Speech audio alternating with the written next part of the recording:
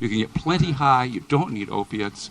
You don't need meth, and you kill yourself. I'm 72. I've been doing this 52 years. I'm pretty healthy, and you don't need meth. You don't need opiates. You don't need alcohol. Cannabis can make you happy, and then you can grow old, happy, and healthy also. Amen, Chuck. Good job, Chuck. True words. True words. Hey, Tommy Chung's going to be calling in here before too long. Yep. What do you think about that? It's pretty solid. It's solid. I think we can handle that. Okay. Rick, how are we gonna start talking about this in parents, those that are against it, their concerns for it? Don't bring that in my house. How are we gonna get there? It's just a plant. Oftentimes, people can't change their mind until they have a personal experience, whether that means themselves consuming cannabis or someone they know is having healing done to them for the plant, or a story from a trusted relative or a person at work. Those people learn in ways that we can't influence through media. It has to come from a trusted source. And in Michigan, we have so many people that are believing in cannabis right now that those people are being converted on a daily, even without us doing anything, because our medical marijuana program's been successful and our patient community's been so well behaved. So we've earned this. We've earned this tidal wave of acceptance nowadays that'll move forward, barring some kind of major problem. Right. Exactly. The plant does its own PR. Yep. Plant does its own PR. Chuck's right. It makes people. There's a lot of data that shows it actually encourages cautious behavior instead of making people do stupid things. It encourages Cautious behavior. There's a study that I understand. You give a group of men a case of beer, they start a fight. You give them a bag of cannabis, they'll start a band. My favorite joke. There's no police officer ever appeared at a house for a domestic violence call, and there was two people sitting around on a couch smoking a joint. Alcohol, other hard drug. Right? That's old news.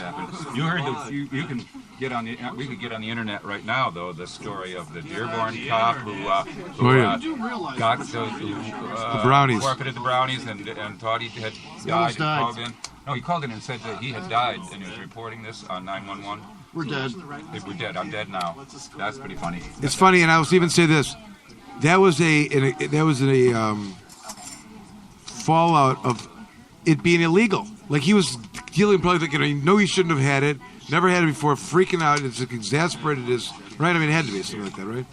Do you think, here's a good question, do you think the symptom that people say associated with cannabis use sometimes, that being paranoia, will lessen now, those strains that may be treated, because there's less reason to be paranoid? Sort of the illegality of it? Is that a thing? Am I crazy? Come on, someone give me some feedback. Michael, I agree. No, I've always said that that consuming cannabis does not cause paranoia.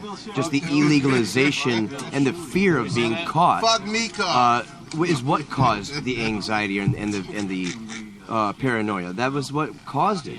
And now that's not there anymore. We should feel a lot more better. We should feel more relaxed. We don't have to. I feel better. I know I do.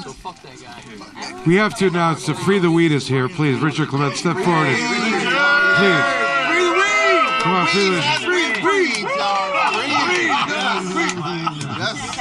Here has been free. That's right. For the jobs we need, man. All right. Fuck shooting. Fuck Meekoff. Yeah. Sometime in 2009, I remember there was like a rally, like 12 people showed up in Lansing.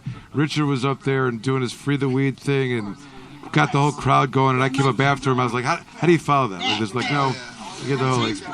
He had just gotten the petition approved to recall Shooty. That's right. Yeah. That's right. Yeah, that was awesome. They had to send out lawyers like 3 or 4 times to argue with him. Bill Shooty. Hey, it's been an honor to be a part of his Ballotpedia. It's an honor to be a part of there. Yeah. That's great. We got bad water and bad weed. I'm sorry. That's right. Well, He's it's funny that we've mentioned him twice now. I don't even know who he is. He's like off the radar. He's been like removed completely from the power structure scene. He's just a bad dude that like did some bad stuff. And who knows, he might have been indicted or something like that one of these days. Who knows? Something could happen. arrest him on January 1st, right at the door. I'm sorry, Tim. Am I out of line? Was that crazy? No, I'm just thinking. Before I answer anything, I'm not really. Is shooting done? Oh yeah. I mean, I don't know. He's never done. It's all up to him. But he's politically. There's no real redeeming value What for about him. There's federal level? Gets an appointment or something like that. Goes and sits it on, rides it out. Well, anything can happen. I mean, the man does have some juice, and he has some friends that are pretty well connected, and they all like each other. It's a kind of a little club and stuff like that. And so, yeah, it's possible. But he's never going to be governor. Right. He's not going to make his grand dream in life or whatever alleged grand dream. So that's in that sense he's over. For lower offices, but he'll still be in. Yeah, well, so what? I mean, he's not going to make it where he wanted to go.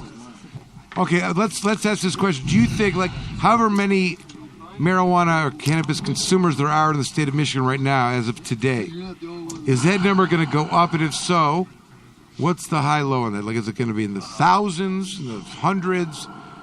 Are we capable of, a million increase in that? Or lower or on the lower end of not that much change? People already smoke marijuana recreationally under an illegal, an arcane law, and it's not going to make a difference. You know what I'm saying? I believe it'll be about probably about 500,000 people, and I say that not necessarily from Michigan, but from Ohio, Indiana, Illinois, and Wisconsin. So there will be, the opportunities. Let's put it that way for entrepreneurs.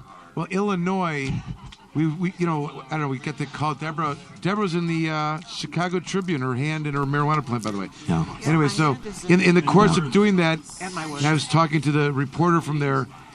I could, the only thing I could say what could impress him. He was like, well, we decriminalized Chicago, and we decriminalized, the state. You're allowed to have 8 ounces, I guess, driving around.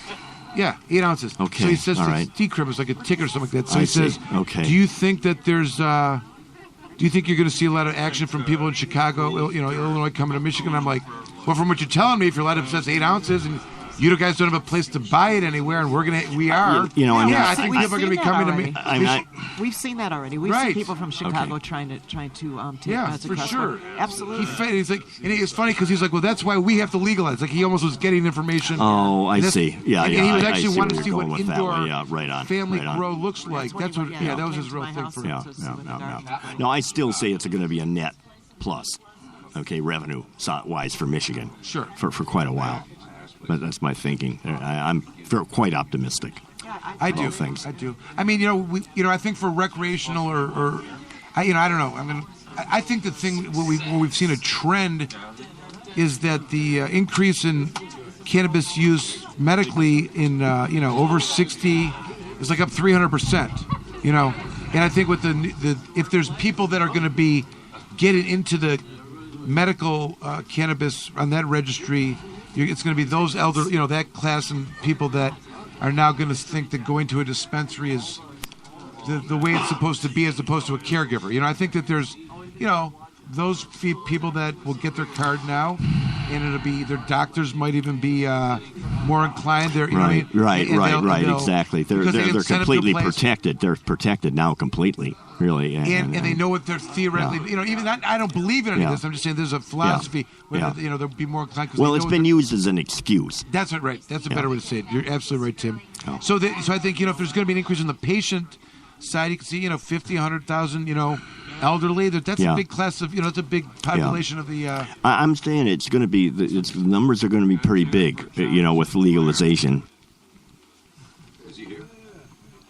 No, he's sleeping. Yeah, we were going to call it the John Sinclair Show, by the way.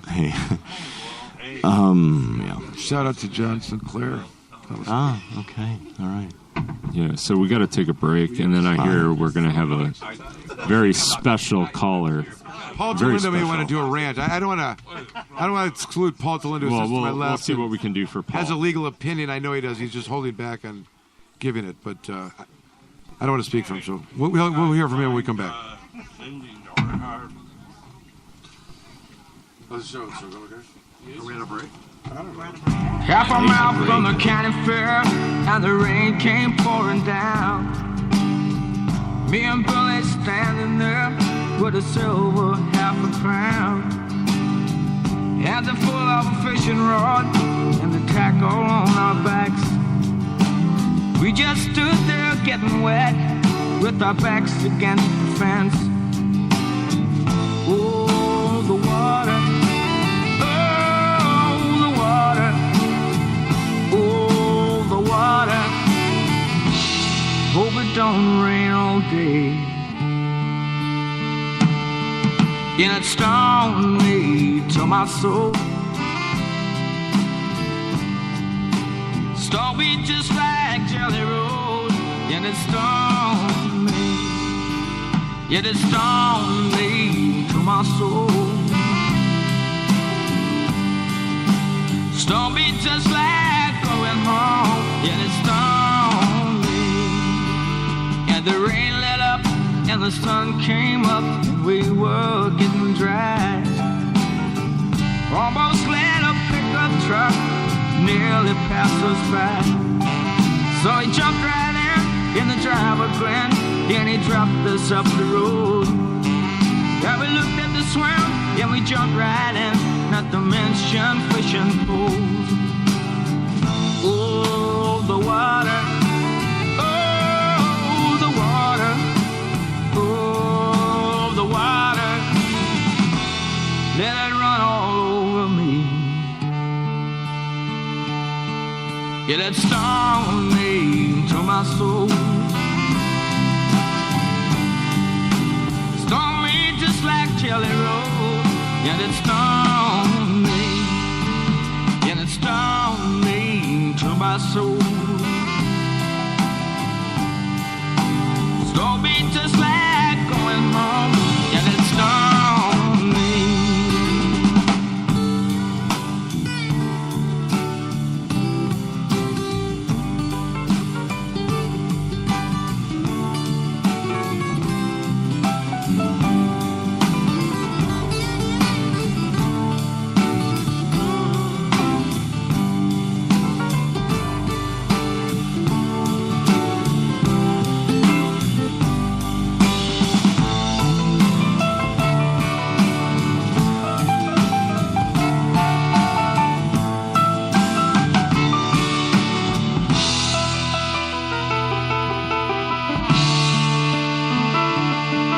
On the way back home, we sang a song, but our throats were getting dry.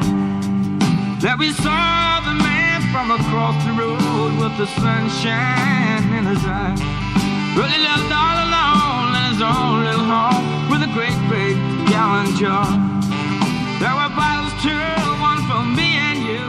And he said, hey, there you are. Oh, the water. Oh, the water.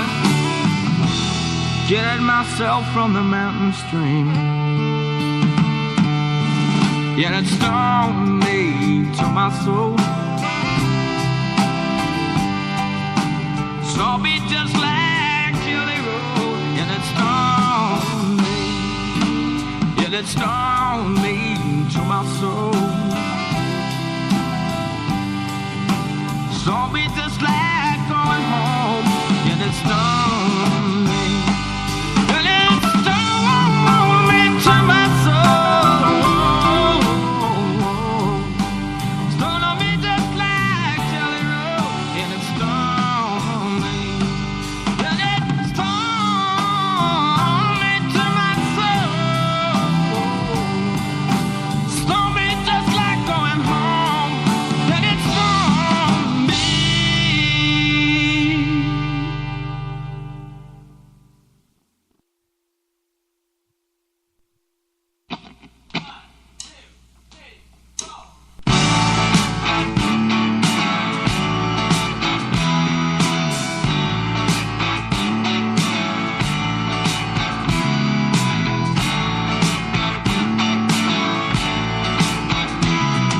I went home with the waitress, the way I always do.